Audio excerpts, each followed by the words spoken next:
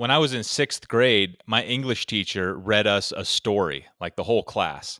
And I remember thinking at the time, lady, I'm a little old for this.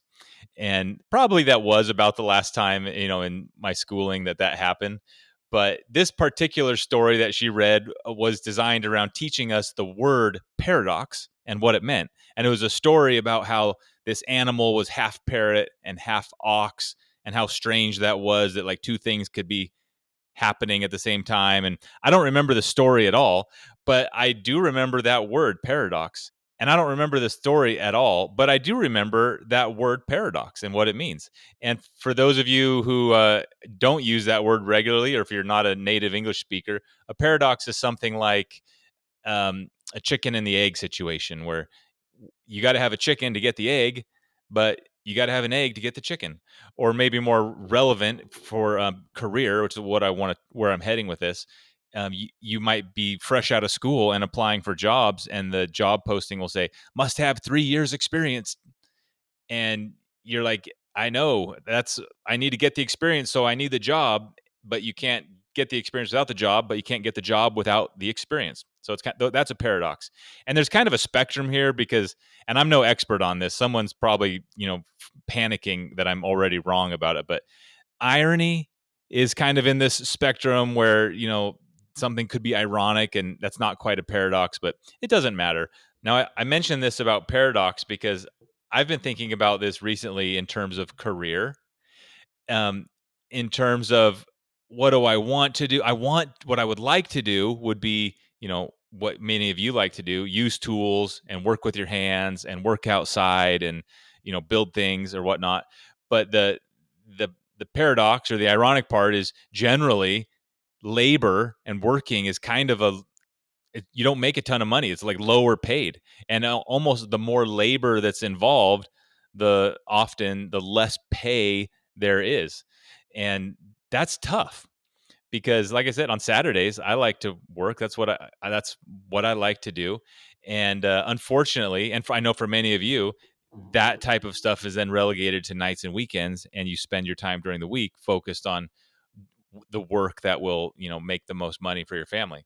This creates uncertainty in career because people can get deep into a career sometimes, and that pull of, of what they want to be doing, or not being satisfied with the work they are doing, can create a feeling where you are kind of empty.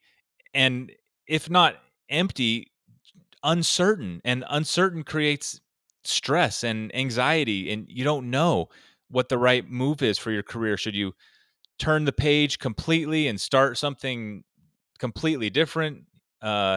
Should you just get a different job but still not be satisfied because it's the same kind of work? There's just so much uncertainty in jobs and career. And I guess the point I want to make is I think that's very normal. And, like with the grass being greener, the way that story goes, when the cows get to the other side of the fence, they realize the grass is the same. It just looked greener. At least that's the way I was told that little idiom. And I think there's truth to that in career, and also where everybody in every career feels some amount of uncertainty about exactly what the right next move is and whether they should do this or that. And likely, if they could, they would rather be doing something different anyways, even if that's just golf or fishing or something. So I think the best grass is greener career site that I ever beheld was a friend of mine who had this business. Him and his wife owned these group homes, and they made really good money providing homes for troubled teens. And my friend did the landscaping and the pool maintenance on all of these properties that they owned that were all full of, I think they were mostly young men, but I'm not sure about that. But at the time, I remember thinking like, hey, this guy cracked the code. He's making really good money and making a living, but he gets to mow and clean pools and trim trees and, do the type of just sprinkler repair, the things that I just like doing. He was doing that and making money. Now, I'm sure if I talked to him now, he'd chuckle and educate me about how it's not all it cracked up to be, or what I was seeing was not the reality. But I tell you this little story and anecdote just for those of you who are uncertain about your careers and not sure what to do. And I want you to know we all feel that way. And I do as well. I certainly feel like I don't know exactly what I'll be doing in a few years. And I'm kind of always looking over my shoulders and side to side, wondering if I should be in a different lane. So don't sweat it. It's normal. And that's part of what makes life exciting is making decisions, seeing opportunities, and making and trying to be wise in making these important decisions. Next topic. This is going to be a real grab bag of a podcast, by the way. And at the end, we've got a brief interview with Natalie, who's going to talk to us about worm castings. So we got a serious junk drawer or potpourri type episode here. The next topic I want to just cover briefly because it's just on my mind is this change of season right now. Where I live in Oregon, it's just in the last couple of weeks really started to feel like summer's winding up and fall is beginning. And for me personally, this is unquestionably my absolute favorite time of year. Summer is really fun, and there's, vacations and you're swimming and playing and 4th of July and barbecues and all that. But I feel like and working a lot in the summer too, I should say. And in the fall, however, it feels like that's the time when everything gets back to work. Kids are back in school. That allows me to kind of get working a little more seriously. In terms of gardening, which we'll be talking about later, that's when the most food is coming out of the garden. So it's kind of like all your work over the summer is paying off, or I should say, in my case, all my parents' work is paying off because they have this massive garden. You might have seen the video on it recently, and there's so much food that comes out of it, and they just basically give like as much all you can eat, to us and my family. And so we've been eating tomatoes. My wife's been making pesto out of the basil from the garden. And I think that's about tomato and pesto has been my lunch for like, I don't know, 3 weeks straight. And it's just really delicious. So I love this time of year. And then of course, just the weather starts to change and the leaves start crinkling up a little bit, and a very fun time of year. Two more topics before we get to the interview with Natalie. Last weekend, I went on a camping trip with my 3 oldest kids. And I've never done that before, just me and them. And it was kind of for a specific reason.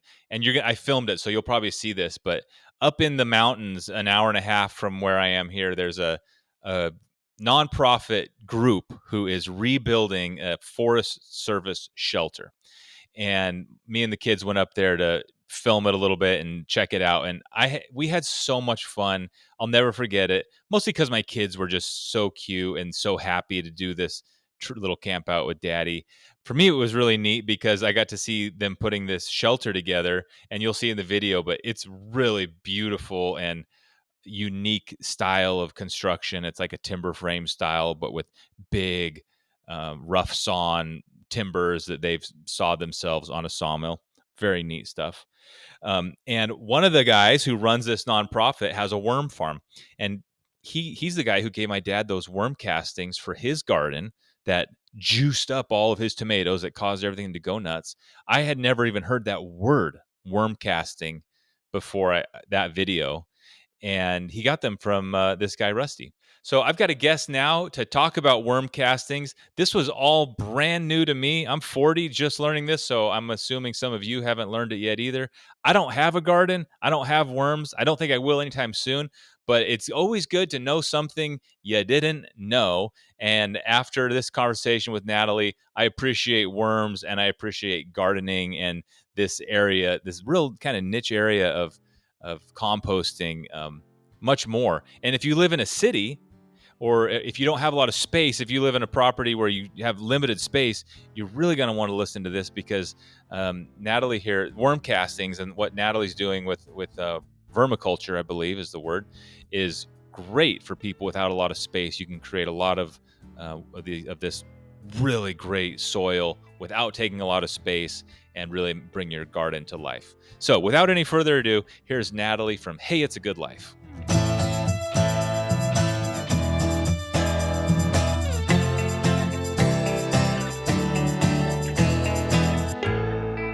with composting, I always just figured any biomaterial will break down. So that's the first question. Can you get good compost just out of leaves and wood chips and those kind of things? Or do you have to be putting like food scraps and other items in as well? Yeah, that's a great question. I think it depends what kind of composting you're talking about. Being like a worm expert, I like to think that almost anything is possible with worms. Um, what you put in is what you're going to get out in a more bioavailable form. As far as wood chips go, so I'll just speak to the vermicompost. As far as wood chips go, that's going to be something that takes a long time to break down, and it's not something that worms really enjoy. But leaves, on the other hand, is a phenomenal source of carbon for worms. In fact, I encourage all of my people to always have a carbon source on hand, whether that's shredded paper or leaves. I'm all about ecosystems and doing things as naturally as possible. So I'm like, store your leaves up come fall. So to anybody listening right now, like it's almost fall, store those leaves as they're Hmm. falling because it's going to be your compost's best friend. And there are people who really just compost with what's called leaf mold. But when we add that to the vermicompost, it's going to balance out any nitrogen that we add and really just fuel this process of enzymes breaking down the greens or the nitrogen and fungus and all of these wonderful bacteria, and they have this like symbiotic relationship. So to answer your question, you can add just about anything to any kind of compost, but certain types of compost systems like things better. I definitely recommend sticking with kitchen scraps or healthy leaf cuttings from your garden and leaves for your vermicompost.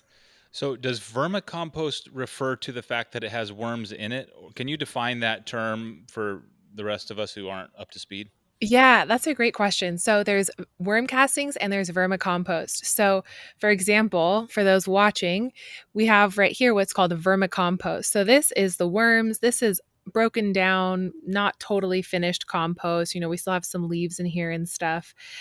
That is vermicompost. But when we screen this and we start to separate these larger unprocessed chunks and take out the worms and take out their eggs, eventually you can screen it so fine that you just get the worm castings. And I saw on your questions, you're like, well, what is a worm casting? A worm casting is Yeah. just a fancy name for essentially worm poop. And Huh. so when you send it through the sieve long enough, you can get a fine enough mesh where you're just capturing the worm poop or the worm casting. So vermicompost is everything that's in your worm farm. Worm castings are the worm poop, and the way you separate that is essentially through a series of screens. So, are the worm castings falling through the screen because they're so small, or are they like bigger that get stuck up on the top? That's a great question. Yeah, exactly. So because commercial worm farmers have these really cool tools called trommels, and I want to build a DIY one for our backyard. But essentially, it's like a half-inch screen. It's like a big funnel. So you have like a half-inch screen, a quarter-inch screen, an eighth-inch screen, and I think some even go finer than that. But Oh. once you're down to like the eighth inch, so through the half inch, all the worms kind of come through. Okay, so then you collect the worms underneath in this tub. And then from the quarter-inch screen, you're starting to just get anything else out. And then by the eighth-inch screen, now you're holding back the worm castings. Hmm. So I hope I said that correctly. Anyway, at each phase, you're kind of sifting out larger particles until you have just what you want at the end. Wow. And are the castings the most healthy for plants and gardens? That's like the premium product to put into your garden, or I'm sure it's all Totally. good, but that's like really like the magic secret ingredient? Yeah, and I should say on the note of screening things out too before I forget, there's a lot of different ways to worm farm, and one that we're looking at right now is called flow through systems, which means instead of dumping a harvest out into some kind of sifting mechanism, you're going to be scraping that harvest from the bottom. And that's almost a more sure guarantee that you're getting mostly castings. So that's a more efficient way to worm farm. I should just throw that in Oh, there. But on the note of what's the healthiest compost for the garden, hands down, vermicompost is. oh. Um, it's really amazing because you can't add too much. It's really balanced. It's one of the highest concentrations of humic and fulvic acids that you can find on planet Earth. And so if you know anything about humic or fulvic acids, humans are actually starting to take those as supplements to help remove toxins and heavy metals from their bodies. The same can be true for our soils. So it's funny, I released this course called the Gardener's Guide to Worm Farming. And that week that we launched the course, I'm over here thinking, wow, how much nicher can I get? I'm really passionate about this. I want to serve people, but like, Mm-hmm. Lord, what's going on here? And that week, the headline said, fertilizer shortages, food shortages on the horizon. And through my Mm-hmm. newsfeed, we were getting pictures of these dumped over trains where like actual amendments had just completely dumped out onto the side of the railroad.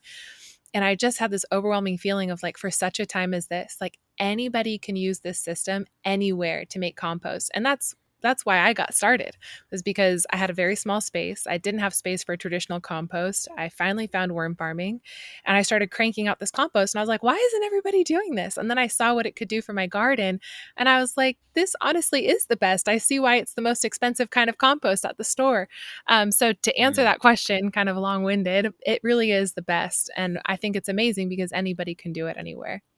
So in a small space, you're kind of generating your own compost, and the premium compost, which you're putting on. If you have a small space, you probably have like a small type of garden, so you're getting the most bang for your buck out of every square foot of space. Is that kind of the strategy?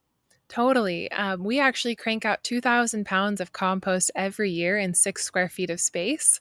Wow. So, yeah, it's quite a bit. And it goes so far. So, it completely transforms your soil. Like, we're in my garden, which is kind of hard to see now, but it's about 600 square feet, something like that. We have 5 main beds and then a pollinator patch and then a little green stalk garden tower here as well. And we're making our compost completely on our own. I used to spend anywhere between $500 to $1,000 on bags of compost that I'd have to go to the store and then put in my car and then lug to the backyard. And now I just make it right here and Yeah. we're just cranking it out. So I've completely decreased that cost, and we're about to have like a surplus that we're going to be able to sell worms and sell castings here really soon. So it's one of those things like sourdough starter or kombucha where it's like you just start Got and it. then you dedicate a little bit more space and it will just really expand. When you need worms, like let's say you're expanding and you're going to go from, let's say you're going to triple and you're going to go all the way to 18 square feet, Yeah. which is pretty small still. Yeah. Um, Are you gonna take like your own worms and just take like and just move them like that, like you said, like sourdough, or is there you gonna like? Do you ever need to buy worms again, or you kind of are generating so many baby worms that you got them coming out your ears? You nailed it. Yeah, it's just like sourdough starter or kombucha. It's like once you start it once, you just nourish that and you have your own supply for life. Wow. The benefit to playing around with different types of worms from other parts of the country is like there's a lot of different worms. In fact, some say there's over 10,000 species of earthworm on Earth, but there's only maybe 7 or 9 that are actually composting worms. And then Oh. within those categories, there are some that fare better in cooler climates and then some that fare better in hotter climates. For Huh. example, like the Canadian nightcrawler does better in potentially cooler climates, whereas like an Indian blue might do better in a tropical climate. And so I think there is a benefit to sourcing from other places, whether you buy them or somehow do an exchange where you get those worms. You can get a lot of worms for free in like Facebook marketplace groups, Huh. OfferUp, nextdoor.com. Yeah. You don't always know what you're getting, but yeah, and then of course you can always buy them, and that can be a benefit to that. But yeah, to your point of like once you have worms, do you need to buy them again? Not really. Is there any reason to try different species? Does it make any type of difference that you can measure in the castings or the fertilizer or anything? Like, are you ever curious about some really exotic worm and what it might do? Yeah, that's a great question. So, Eisenia fetida is the scientific name for red wiggler. Sorry, I'll say that again. Eisenia fetida is the scientific name for red wiggler, and Okay. that's known as like the most hardy worm. They do best in the widest range of temperatures, the most confined spaces, and they Huh. eat the most food and reproduce the quickest. So, a lot Okay. of people see them as a very valuable worm. Uh, but there are other worms out there. And some of the benefits of potentially even mixing worms, like having red wigglers with Indian blues, is they have just like a slightly different lifestyle. So, like Huh. the red wigglers are super surface dwellers, whereas like these night crawlers go a little bit deeper. And so, to your point of what does the output look like, I think that would probably be pretty hard to measure unless you had like strictly like, these are my night crawlers, these are my Right. red wigglers.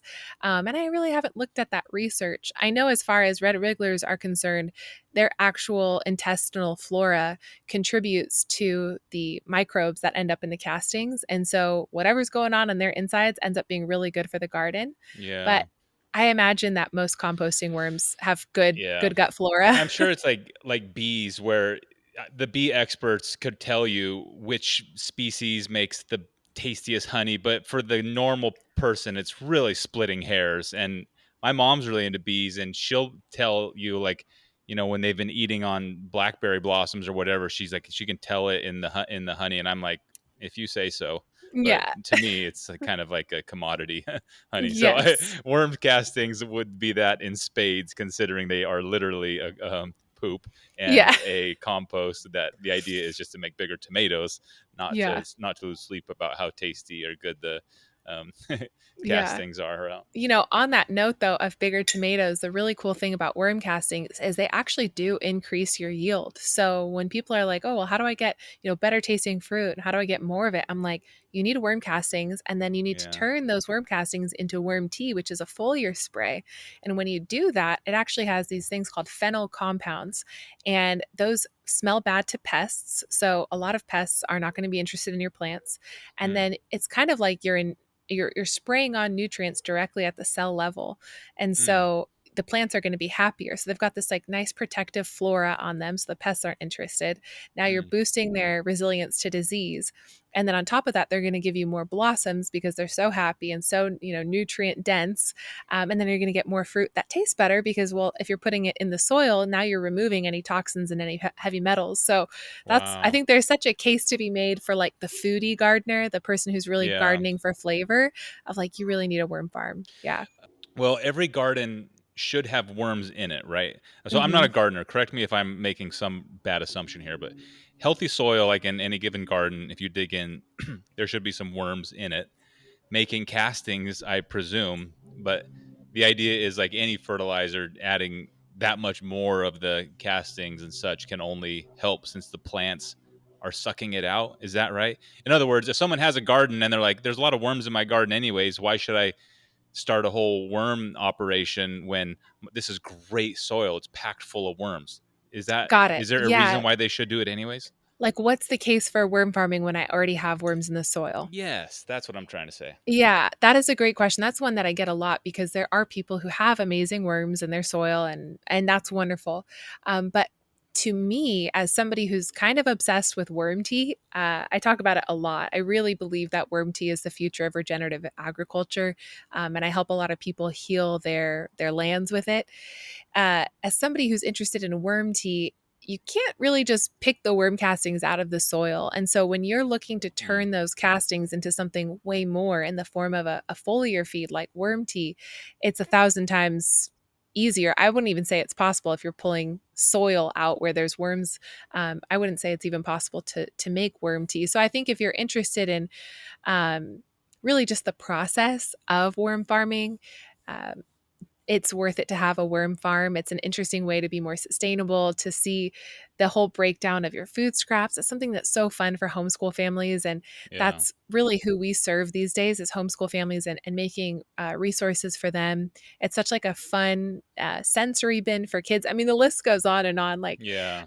my daughter is 19 months old, and every day she wants to go see the worms. And it's like one of her favorite activities. And it's just Yeah. so cool because she's in it, they're wiggling, there's roly polies, there's some crunchy, there's some squishy, there's some soft. And Yeah. so there's so much that it offers a family, from sustainability to capturing kids' interest to having a pet that never needs a walk. Yeah, no There's so kidding. many reasons to start a Do worm they farm. like require, and obviously they're eating. Is it possible like your worms are in these bins where they can't escape? If you left them for like a year, would they all die because there's nothing left to eat? Are you feeding them regularly, like on a schedule in order to keep them healthy? How does that work? Yeah, that's a great question. So let's bust a myth really fast that worms eat food scraps. That's actually a myth. Worms Oh, eat microorganisms. And so what is happening when you're adding your food scraps to a worm farm is you're essentially throwing catalyst in there in the form of fungal enzymes. And Hmm. so these enzymes start secreting the stuff to break down the food. And once they do that, the worms come alongside and they eat up these microorganisms. Huh. Now, a worm farm is very rich in microorganisms. So, can you neglect it and not feed it? Technically, yes, if there's enough microorganisms and if the moisture is right. So, we have like a 70-70 rule around here, 70% moisture, 70 degrees. So, theoretically, like it could go a long time if you had ideal conditions at 70 and 70. Mm-hmm. You wouldn't need to necessarily always be adding inputs. So yeah, that's a great question. Like people ask me a lot, like, I'm going on vacation.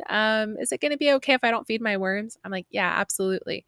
Now, on the Yeah. other hand, it can be really helpful to have a feeding schedule simply because for your own sanity, you don't want like your little compost caddy developing flies in the kitchen and like Mm-hmm. knowing like, okay, we feed the worms on Sundays or we feed the worms on Fridays. It's just kind of like a nice rhythm to have as a Yeah. family who's interested in sustainability.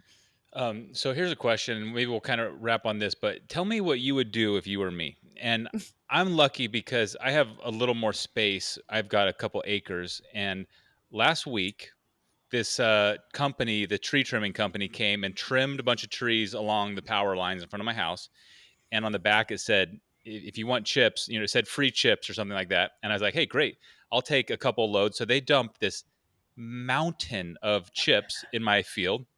And at the time, and I talked to my dad, he's done this before, and he's like, "Oh yeah, it breaks down and it turns into compost for garden." And I don't have a garden, but we do have a lot of plants, and I'm always buying fertilizer, and so I was thinking, well, it would be nice if that pile of chips and leaves, broke down into like really great soil.